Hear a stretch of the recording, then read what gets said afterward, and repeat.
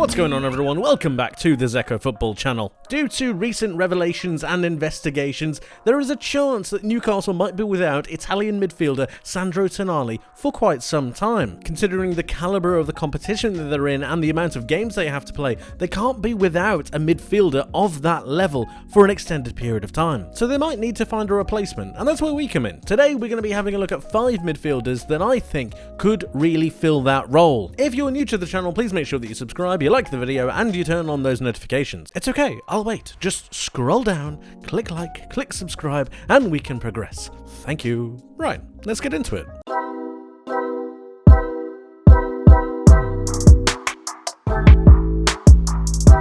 And up first is a player that I think has been pretty impressive this season, to be honest. Before the season started, Conor Gallagher appeared like a player that was somewhat lost. He wanted to get a move away, to get more minutes, more game time away from Chelsea, and injuries have helped him get into the squad, and he's actually doing pretty well. His off-the-ball runs are incredibly impressive, and I think he's linked up with his Chelsea teammates quite well. He's actually one of the elder statesmen in the group now, can you believe it, at the age of 23, and I just think that his energy, his tenacity, and his drive to go forwards could really lend himself into this Eddie Howe side. It's a player that I think could be moulded into something that's so much more, especially with a tactician and the way that Howe likes to go forward and the way that we've seen him improve players over the past couple of years. It just seems like a player to really fit into this Newcastle side. And when you look at his stats, he's kind of got everything you want as an all-round midfielder. Progressive passes received at 5.16 per 90, putting him in the 93rd percentile against players in Europe's top 5 leagues. And then you've got tackles, the defensive side of the game. 2.56 per 90 is nothing to be laughed at. Blocks at 1.91 is getting himself on the line. He's generally an all-round good player, and then he's got a non-penalty XG of 0.16 per 90, putting him in the 87th percentile for players in his position. He just seems like a good all-round fit, and I can definitely see him working in this setup. And now, number 2. It might seem like a bit of a wild one, but Konrad Laimer, I think, has all of the statistics and all of the attributes to really settle himself into this Newcastle United side. He's good with the ball at his feet, is able to progress himself up the pitch as well as the football, and at the same time he's also got a defensive mind about him. He can understand the game from both angles, and he's currently playing as a right back, which I can't imagine is his favoured position at Bayern Munich, and due to the fact that Bayern have spent quite a bit of dough on Harry Kane, I could see them maybe looking to sell a couple of assets. Couple of the athleticism that Laimer has and his ability to really be flexible in a system depending on where you want to play him, it seems like a no-brainer, and although he's not necessarily Sandro Tonali, I think he's got a load of attributes that could really help this energetic, high-profile Newcastle side. He's clearly not the most obvious choice, and perhaps if Bayern don't want to sell him, then the negotiations might be a bit difficult. But he's definitely one to put on the list, especially considering how good he is at so many different roles. We're at the midway point, yep. Number 3. This one might surprise a few. Hear me out. Every single person and their pet can realise that Kalvin Phillips needs minutes. I mean, what else do you want me to tell you? He's just not playing. Guardiola just will not play him. And I don't actually think it's anyone's fault. It just seems like a mismatch. Sometimes signings don't work out, but he needs to get a move. Now, if we rewind our minds back to when he was playing at Leeds and the high-octane, high-pressing football, it does kind of remind me of the way that Newcastle play. Albeit Newcastle are a little bit more structured than Leeds, but I can see his attributes, if he was to get fully fit once more, really playing a part in the way that Newcastle can both go forwards and defend. Couple that with the fact that the Euros are around the corner, and surely at some point Gareth Southgate will stop turning a blind eye to players that literally do not play football. I am not for one second saying that Kalvin Phillips is a bad player, by the way. I just think that to be able to feature in an international tournament, you need to have played more than one game of football cumulatively.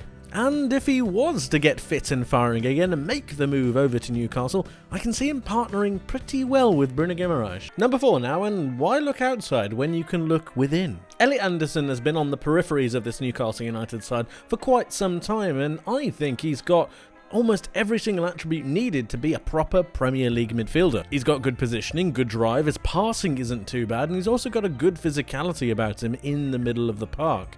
Combine that with the passing ability of Bruno Guimaraes and his positioning and his ability to go forwards, he really is a player that I think could come into his own, given the opportunity. His stats really do back up the fact that there is a proper player in there as well. 3.31 shot creating actions per 90 in the 82nd percentile against players in his position in Europe's top 5 leagues. 3.19 progressive carries per 90 in the 94th percentile, and one of my most impressive stats, successful take-ons. He averages 2.13 successful take-ons per 90. That puts him in the 98th percentile against players in his position.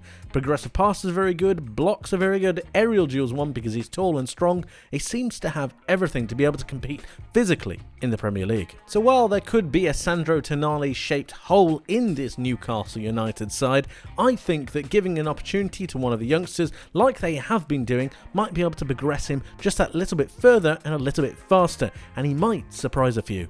And last but certainly not least, it's number 5. Scott McTominay is a player that has been undervalued somewhat at Manchester United. He kind of does everything. No, seriously, I really do mean it. He's a good passer of the ball, he's able to go forwards, he's scoring goals for fun, and at the same time, defensively, he's also quite good. I feel like arguably too much is being expected of him, and you could argue that the same would happen at Newcastle if he were to come in to replace Sandro Tonali, but I believe that Eddie Howe would put an arm around his shoulders. He'd give him a different role, and he'd fit him into this Newcastle United side just that little bit more care and bit more attention to the way that McTominay could really affect this Newcastle side. As I said, he's got a good presence of mind to go forwards. He's also defensively quite switched on. He's a high profile, tall player, which means he's able to win aerial duels, and his scoring record, like I've said, is pretty ridiculous. Couple that with the fact that I think that Newcastle could get a pretty good deal out of Manchester United right now. I don't think it would cost too much, and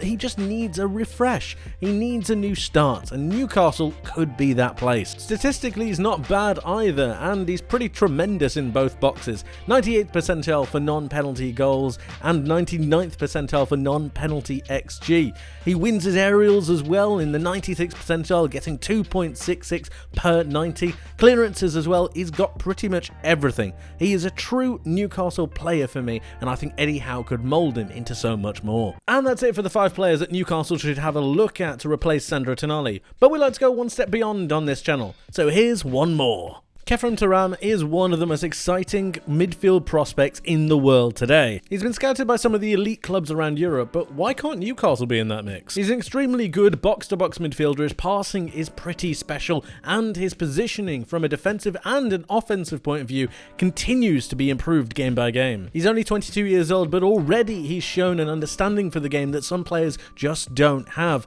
He's got a good tackle on him, and he can find a pass whenever he needs to. He's really got the lot. And when you compare him to a Sandro Tonali, somebody who wants to go forwards, somebody who likes to create, but at the same time willing to come back and do that defensive dirty work, they do compare and match up quite well. The reason I didn't originally include him in the 5 is because I do think he will cost a pretty penny, and depending on what Newcastle want to do and how much faith they want to put in Tonali for when he comes back, I'm not sure they want to be spending that much money in January to try and get someone like Khéphren Thuram through the door. But I mean, if they did, what a signing that would be. And that brings us to a close. Those are the 6 players that I believe Newcastle should be looking at to try and replace Sandro Tonali if they need to. Let me know your thoughts in the comment section below. Thank you ever so much for watching. I hope you enjoyed. I hope you learnt something new, and I hope to see you in the next one.